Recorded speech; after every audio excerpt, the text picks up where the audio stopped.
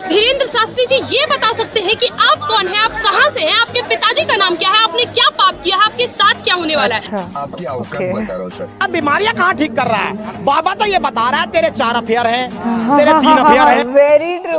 500 रुपए किलो आटा खरीद लेंगे, 500 क्या 1000 हो जाएगा, 1000 भी खरीद लेंगे। आपकी औकात बता रहा हूँ सर। गोबर नहीं खरीद पाएंगे, गोबर खाएंगे थोड़े दिनों बाद। आज हम इस वीडियो के अंदर खुशबू फैलाने के लिए इकट्ठा हुए हैं। जी हाँ, धीरेन्द्र कृष्ण शास्त्री जी जो हैं, जो हिंदू राष्ट्र की मांग करते हैं, उनकी पोल पट्टी खुल गई है, पर्दाफाश हो गया है उनकी रियलिटी का, और वो भी हमारे एक प्यारे से सनातनी भाई ने ही किया है, तो कितनी गौरवान्वित होने वाली बात है। और मैंने उन्हें बाबा बागेश्वर धाम सरकार नहीं कहा, क्योंकि बागेश्वर धाम से तो हर एक सनातनी की आस्था जुड़ी हुई है। फिर ज्यादा मैं उनके अगेंस्ट बोलूंगी नहीं, क्योंकि उनके जो अंधभक्त है लिटरली कमेंट सेक्शन में फुदकना चालू कर देते हैं। तो आप अगर मेरे सच्चे भाई बहन दोस्त बेसिकली परिजन हैं, तो उनको ना रिप्लाई ज़रूर से कर दिया करें। हे हाय हेलो नमस्ते जी, सत श्री अकाल, अस्सलाम वालेकुम। मैं निधि शर्मा इंडिया से, और हमारी एक बहुत ही प्यारी सी मुसलमान हिजाबी लीडर हैं, जिन्होंने जो करंटली पॉलिटिक्स चल रही है इंडिया के अंदर डर्टी वाली, काफ़ी टाइम से इनफैक्ट, उसका खुलासा कर दिया है। जी हाँ, स्पष्ट शब्दों में पूरे देश को एक बहुत ही संगीन मैसेज दिया है, वो भी हम इसी वीडियो में रिसीव करेंगे। और हमारे और भी सनातनी भाई ना हिंदू मुस्लिम एकता भाईचारे की बात करते दिखाई देंगे, क्योंकि that's what our India is. Bharat महान है क्योंकि यहाँ पर सदियों से हिंदू मुस्लिम सिख ईसाई जैन बौद्ध और सभी कम्युनिटीज के लोग साथ में प्यार से भाईचारे से रहते रहे हैं, और आगे भी ये सिलसिला जारी रहेगा। और हाँ, वीडियो के अंदर ज्यादा बदबू पांडे को तवज्जो नहीं दी गई, क्योंकि उसका roast is a complimentary in this। Dhirendra Shastri ji, ये बता सकते हैं कि आप कौन हैं, आप कहां से हैं, आपके पिताजी का नाम क्या है, आपने क्या पाप किया है, आपके साथ क्या होने वाला है? अच्छा, आपकी औकात बता रहा हूँ सर। अब बीमारियां कहाँ ठीक कर रहा है? बाबा तो ये बता रहा है तेरे 4 अफेयर हैं, तेरे 3 अफेयर हैं। Very true. आंखों पे अगर अंधभक्ति का पट्टा लगा हुआ है, तो एक काम करिए, इस अंधभक्ति के पट्टे को हटा के आप सच्चाई सामने लाइए। तो इसको ये नहीं पता था कि मेरा भाई बिगड़ेगा? भविष्य जान रहा है ना, तो पहले जान लेता। 500 रुपए किलो आटा खरीद लेंगे, 500 क्या 1000 हो जाएगा, 1000 भी खरीद लेंगे। आपकी औकात बता रहा हूँ सर। गोबर नहीं खरीद पाएंगे, गोबर खाएंगे थोड़े दिनों बाद। क्या ये तन से कपड़ा बिक जाए, ठीक मांग के ही वोट देंगे भाई। शायद हमें लगता है बवासीर की बीमारी है। नहीं, उससे भी कोई गंभीर इनको दर्द बहुत है, लेकिन बता नहीं पा रहे हैं, इनको पीड़ा बहुत है। आगे स्वाद स्टार्ट करते अच्छा, एक हैं। बात बताइए, माइंड रीडर होते हैं, ठीक है, वो फिर भी आपके बारे में पूछते हैं कि आपका फेवरेट कलर कौन सा है, या फिर उनसे आपसे बहुत सारे सवाल करते हैं। भीड़ में बैठे वो धीरेन्द्र शास्त्री जी ये बता सकते हैं कि आप कौन हैं, आप कहां से हैं, आपके पिताजी का नाम क्या है, आपने क्या पाप किया है, आपके साथ क्या होने वाला है? ये माइंड रीडर, ये भगवान का दिया हुआ एक चमत्कार होता है, और ऐसे चमत्कार पर केवल वही सनातनी भरोसा करता है जिसने अपने वेद पुराण ग्रंथ महाभारत रामायण अच्छी तरीके से पढ़कर समझा होगा। कोई क्लियर वर्ड में बोले तो कोई अंधभक्त चमचे ये सब नहीं समझ सकते कि सनातन धर्म का मतलब क्या होता है। रुको जरा, सबर करो। बाबा बीमारियां कहाँ ठीक कर रहा है? बाबा तो ये बता रहा है तेरे 4 अफेयर हैं, तेरे 3 अफेयर हैं। अरे इस देश में किसके कितने अफेयर हैं? एक सन्यासी आदमी जिसने गृह त्याग कर दिया वो तय करेगा। बाबा सीएम भी बन रहे हैं, बाबा आसाराम भी बने थे, बाबा राम रहीम भी बने थे, और एक बाबा तो गजब का ही निकला। भारत से भागने के बाद ये कह रहा है कि मैंने तो अपना अलग ही राष्ट्र बसा लिया। बाद ये कह रहा है कि मैंने तो अपना अलग ही राष्ट्र बसा लिया। तो मतलब हाँ, मैं भी समर्थन कर रही हूँ बागेश्वर धाम का, मैं भी अंधभक्त हूँ। चलो ठीक है, मान लिया मैं अंधभक्त हूँ। ऐसे भी भगवान के भक्त होते, नेता के तो चमचे होते ही हैं। हम तो है भाई अंधभक्त, हम तो है भाई अंधभक्त। कैसी लगी? आगे स्वाद। लेकिन मुझे एक बात बताइए, ये अंधभक्ति को आप भस्म क्यों नहीं कर रहे हैं? मेरे आंखों पे अगर अंधभक्ति का पट्टा लगा हुआ है, तो एक काम करिए, इस अंधभक्ति के पट्टे को हटा के आप सच्चाई सामने लाइए। करिए, इस अंधभक्ति के पट्टे को हटा के आप सच्चाई सामने लाइए। रुको जरा, सबर करो। बाबा को भविष्य का पता है, तो बाबा ने इस देश को क्यों नहीं बताया कि 15 दिन बाद यूक्रेन का युद्ध शुरू होने वाला है, वहाँ से बच्चों को बाहर निकाल रहा हूँ, हमारे बच्चे फंस जाएंगे। अगर बाबा भविष्य जानते थे, तो बाबा ने ये क्यों नहीं बताया कि अभी अफ्रीकन कंट्रीज में युद्ध होने वाला है, वहाँ से बच्चे हम अभी निकाल रहे हैं। बाबा ने इस देश को क्यों नहीं बताया कि अभी पहाड़ी इलाके में जमीनें खिसकना शुरू करेंगी, लोगों के घर टूट जाएंगे, वहाँ कोई बड़ी अनहोनी हो सकती है। क्या बाबा जानते हुए भी इस देश का नुकसान चाहते हैं? नहीं नहीं, सही बोला है उन्होंने। बिल्कुल सही है। 100 रुपए किलो आटा खा लेंगे आप? खा लेंगे भाई साहब हम तो। 35 नहीं 100 रुपए किलो खा लेंगे। हाँ 100 रुपए खा लेंगे भाई। 100 रुपए किलो आटा खा लेंगे। 100 रुपए किलो। कौन से नशे करे हो गया इन्होंने? था। 500 भी खाएंगे, लेकिन वोट भाजपा को ही देंगे। वोट भाजपा को देंगे। आपकी औकात बता रहा हूँ सर। आटा नहीं खाएंगे, ये गोबर खाते हैं। गोबर खाते हैं। मुझे लगता है बवासीर की बीमारी है।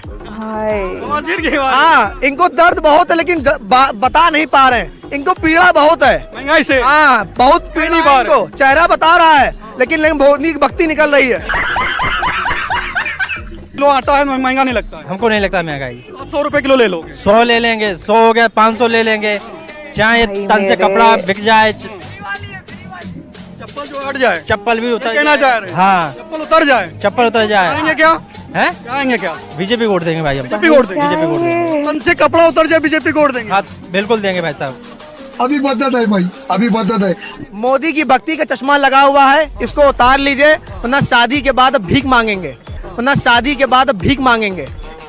भाई काश हम उतर तो जाए। भीख मांग के ही वोट देंगे भाई। भीख भी मांग लेंगे। हाँ भीख भी मांग लेंगे भाई हम। नहीं नहीं, at this point I don't feel like laughing, man. That was what? Petrol 100 के आसपास हो गया तो आपको महंगा नहीं लगता? अरे भाई 200 हो जाए, जिसको महंगा लगे तो पुरानी जगह की तरह पैदल चले और क्या करेगा। इसको महंगा लगे पैदल चले और क्या ना। गाली छोड़ दे। जी अरे रे, रुको डिक्टेटरशिप जरा, को सपोर्ट कर रहे सबर हैं यार करो। ये लोग। अपनी गाड़ी भी बेचेंगे और पैदल चलेंगे, ये चप्पल भी उतर जाएंगे, नंगे पैर चलेंगे, छाले पड़ जाएंगे लेकिन दिन भर मोदी मोदी करेंगे। बवासीर की बीमारी है शायद, बवासीर की बीमारी है शायद। नफरत की बीमारी है सर। बहुत ये मोटे ग्लास का चश्मा लगा है भक्ति का, इनके ऊपर बहुत मोटे ग्लास का, उतरेगा नहीं आसानी से। जब तक खुद के पेट पर लात नहीं पड़ेगी तब तक उतरेगा नहीं। नहीं, सही जब बोला। तक खुद के पेट पर लात नहीं पड़ेगी तब तक उतरेगा नहीं। True words. ये बड़ी अच्छी बात कही है।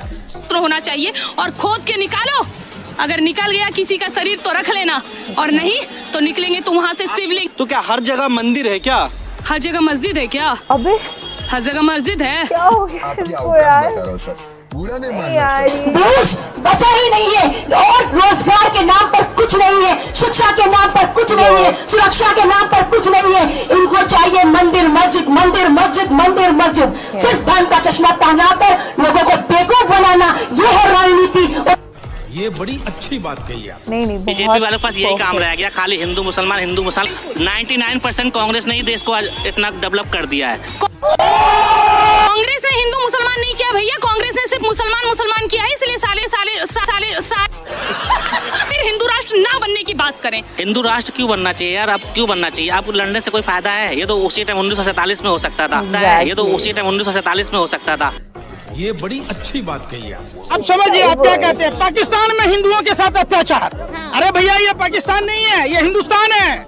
हिंदुस्तान की राजधानी दिल्ली है और ये हिंदू की बेटियां हैं। जब भारत का प्रधानमंत्री हिंदू, राष्ट्रपति हिंदू, मुख्यमंत्री हिंदू, राज्यपाल Hindu, DGP Hindu, police commissioner Hindu, SP Hindu, SI Hindu, तब हिंदू बेटियों को इंसाफ नहीं मिल रहा है। आजादी के 75 साल यानी अमृत महोत्सव काल में एफआईआर तक दर्ज नहीं हो रहे। ब्रजभूषण शरण सिंह के जगह पर कोई मुसलमान का नाम होता, कोई कमरुद्दीन होता, कोई अब्दुल होता, कोई रहमान होता, तो इनके नाना क्या करते थे, दादा क्या करते थे, इनके परदादा क्या करते थे, ये पाकिस्तान से क्या कनेक्शन है, इनका पीएफआई कनेक्शन क्या है। आरएसएस के लोग इसी सड़क पर ऐसे ऐसे रेंग रहे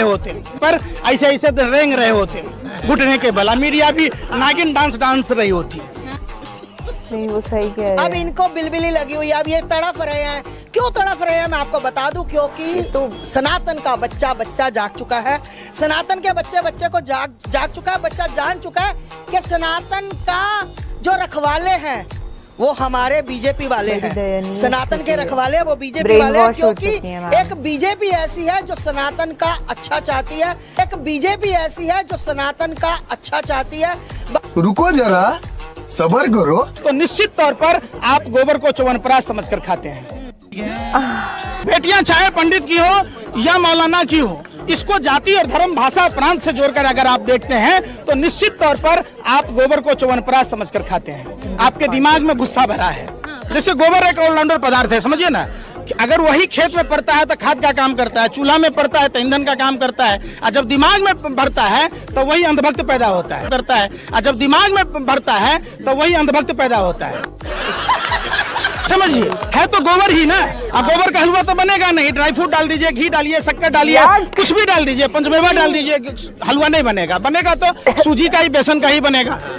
ये बड़ी अच्छी बात कही है। Thank you so much sir, आपने इतनी पते की बात कही कि इंसाफ नहीं मिला हमारी रेसलर्स को। तो हिंदू थी, फिर उनको क्यों नहीं इंसाफ मिला? क्योंकि हमारे देश के नेता हिंदुओं के साथ भी नहीं है, ये सच्चाई है। जिस दिन कट्टरपंथी अंधभक्तों की आंखें खुल जाएंगी ना कि सिर्फ उनको बेरोजगार, अनपढ़ और ब्लाइंड फॉलोवर बनाया जा रहा है और ये पॉलिटिकल लीडर्स उनके साथ भी नहीं है, तब देश में से बीजेपी का ऐसे सफाया होगा ना, पता ही नहीं चलेगा कहाँ हमारे मोदी जी गायब हो जाएंगे उस टाइम पे, राइट। काश ऐसे सभी की आंखें खुल जाएं, पर जब भी देश की उन पहलवान बेटियों की याद आती है ना तो दिल बड़ा दुखता है कि उन्होंने इतना प्रोटेस्ट करा, इतनी मेहनत करी अपने राइट्स हासिल करने के लिए, जो गुनहगार था उसको सजा दिलवाने के लिए, पर अफसोस की बात यह है कि उनको मार पीट करके उधर से भगा दिया गया। लिटरली उनको इस तरीके से मार पड़ी है कि उनके खून तक निकल आए। Situation that our country is facing right now, it's horrific. और देश के हर सिटीजन को, हर नागरिक को ध्यान देना पड़ेगा इस बात पर, गौर करना पड़ेगा कि कैसी गंदी राजनीति हमारी सरकार ने फैलाई है हिंदू मुसलमान करने की, डिवाइड एंड रूल करने की। और मैं आपको गारंटी से कह सकती हूँ कि आप एक बार ना कमेंट सेक्शन स्क्रॉल करके देखिएगा, अंधभक्त वहां पे भी एग्जिस्ट करेंगे। इतना सब कुछ देखने, सुनने, समझने के बाद भी उनकी आंखों पे से ये पट्टी हटने नहीं वाली हरगिज। तो हम तो भगवान से यही प्रार्थना करते हैं कि सभी इंसानों को सद्बुद्धि दे। अल्लाह सुब्हान व तआला से दुआ मांगते हैं कि हिदायत नसीब फरमाए और हमारे देश भारत की चैन, शांति, सुख, अमन के लिए भी हम हमेशा दुआ मांगेंगे, कामना करेंगे। आई होप आने वाला कल आज से ज़्यादा बेहतर होगा। और हाँ, हम ऐसे सच के, हक के वीडियोस के साथ सामने आते रहेंगे और अपनी विचारधारा दर्शाते रहेंगे। चलिए फिलहाल आपसे लेते हैं इजाज़त। ख्याल रखिएगा अपना और अपने सभी घर वालों का, और महफूज रहिएगा क्योंकि आप कीमती नहीं हैं, अनमोल हैं। So take care of yourself. अल्लाह हाफिज़।